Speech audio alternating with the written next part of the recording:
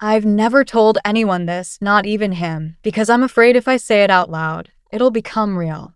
It happened in the living room just after 6 a.m. in Seattle. I was still in my night dress holding a cloth, and he kissed me. My husband's younger brother kissed me, and I let him. I didn't move. I just sank to my knees, and he didn't stop me. The tea mug slipped from my hand when I turned too quickly, spilled across the hardwood floor in a slow, deliberate stain. I muttered a breathless curse and dropped down without thinking. The wood was cold under my knees. The thin hem of my sleep dress clung to my thighs, damp from the spill. I wasn't wearing anything underneath, not on purpose. I'd had cramps all night and tossed my panties aside around 3 a.m. I meant to change before coming downstairs. I forgot, and that's when I heard him, Ethan, standing behind me. I froze, the cloth still in my hand, half pressed into the puddle. My bare thighs tightened instinctively. But I didn't move. I didn't cover myself. I didn't even breathe.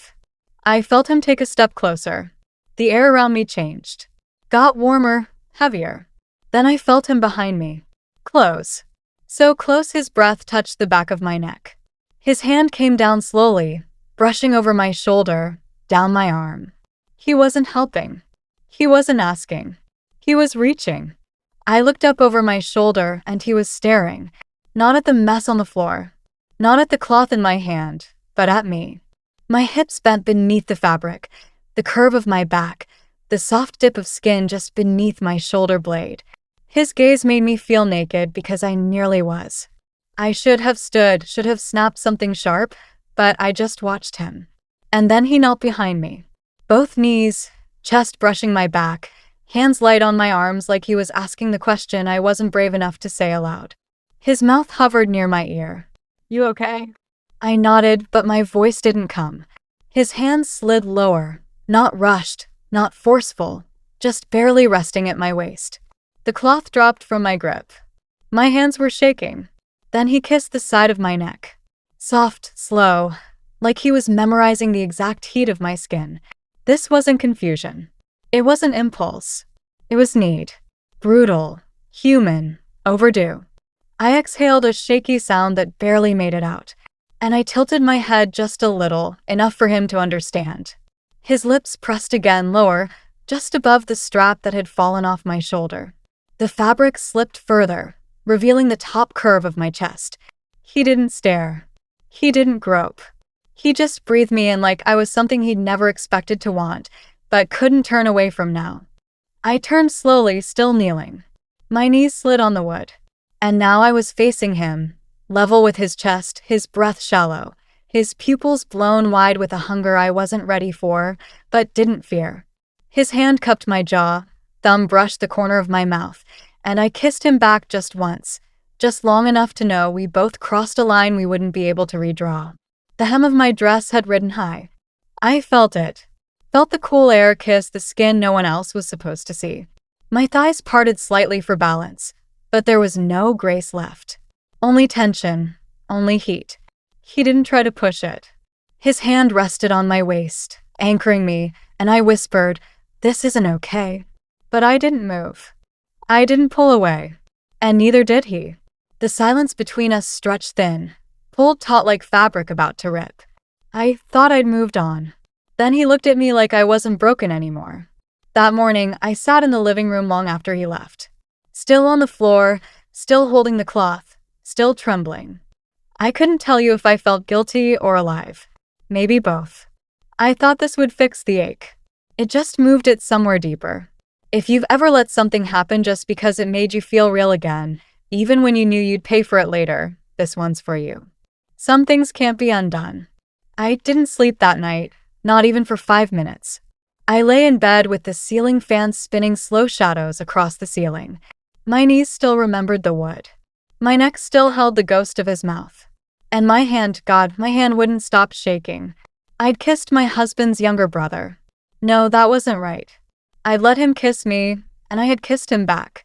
The morning came too fast. I sat on the edge of my bed for a long time, still in the same night dress, the one with the faint stain of tea on the hem. I hadn't washed it. Couldn't. It felt like touching it again would break something in me that hadn't cracked until now. Downstairs, the house was quiet. Too quiet. The usual smell of toast was missing. No hum from the tea kettle. No clatter of plates. Just the soft tick of the wall clock and the hollow silence of a living room holding its breath. I wrapped my robe tight and crept down barefoot. Ethan wasn't there, but the cloth was still draped over the back of the couch where I dropped it, still damp from where I'd held it too long in my hand after. I stared at it like it might accuse me of something or confess on my behalf. The counter was clean. The floor was spotless. No trace of tea, no proof except in me. I touched the edge of the couch where his hand had rested behind me. I could still feel it like heat on metal long after the fire's gone. My knees buckled slightly, a memory passing through them like a chill. This wasn't going to go away, no matter how quiet we tried to stay. Caleb didn't call that morning. I didn't expect him to. He was away at a conference. 2 more nights to go. It used to bother me that he stopped sending photos or updates. Now I was just relieved. The further he felt from me, the less I had to pretend I was still the woman he married. Ethan didn't come out until nearly noon. I heard the creak of his bedroom door, the sound of water from the upstairs bathroom. I stood frozen by the sink, pouring a second cup of tea I didn't even want. He walked past the living room once, didn't look in, just a blur of navy hoodie and bare feet.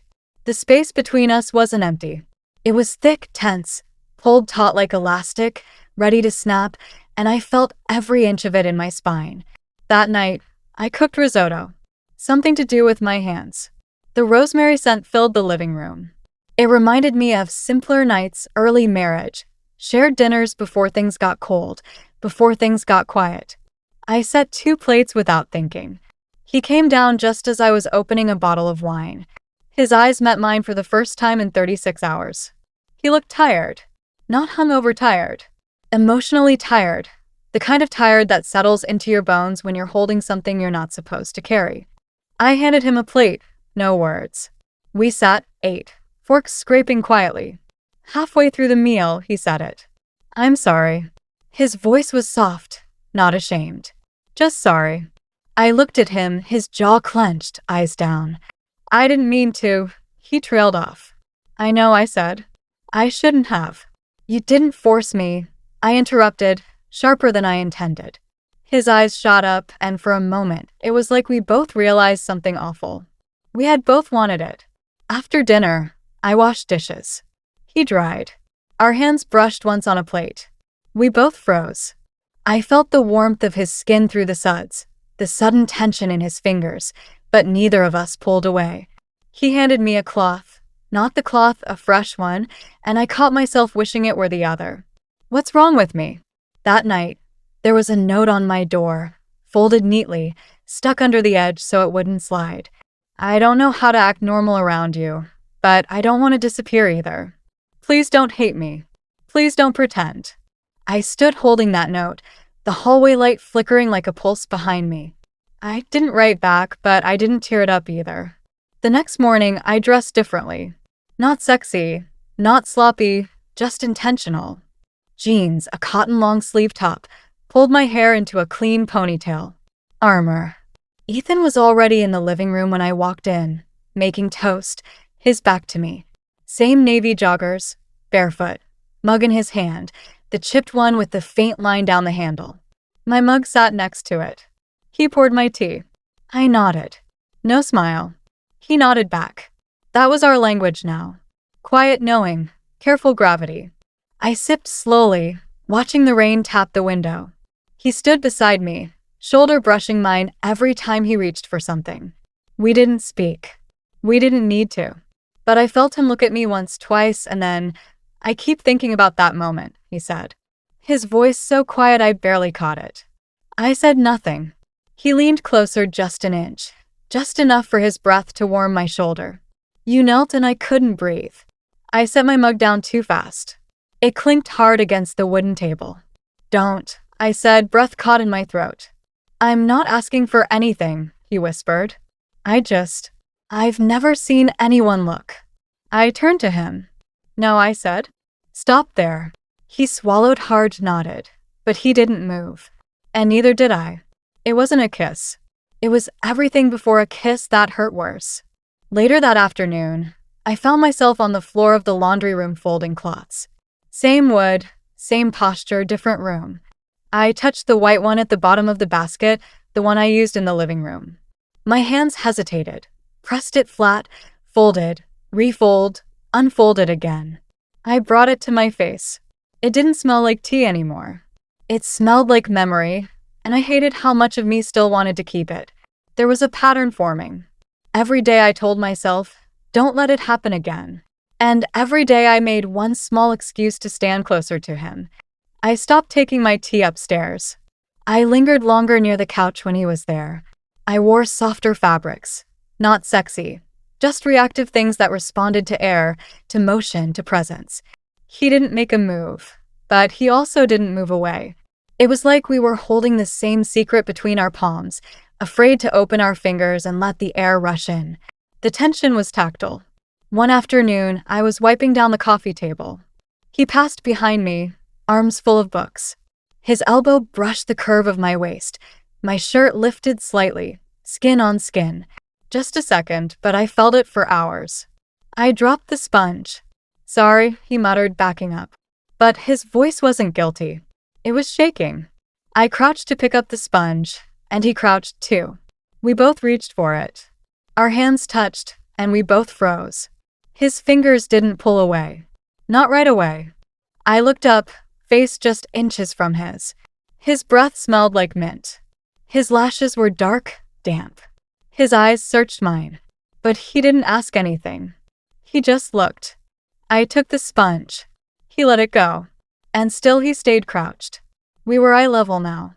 And the silence was louder than words. I didn't need him to say it.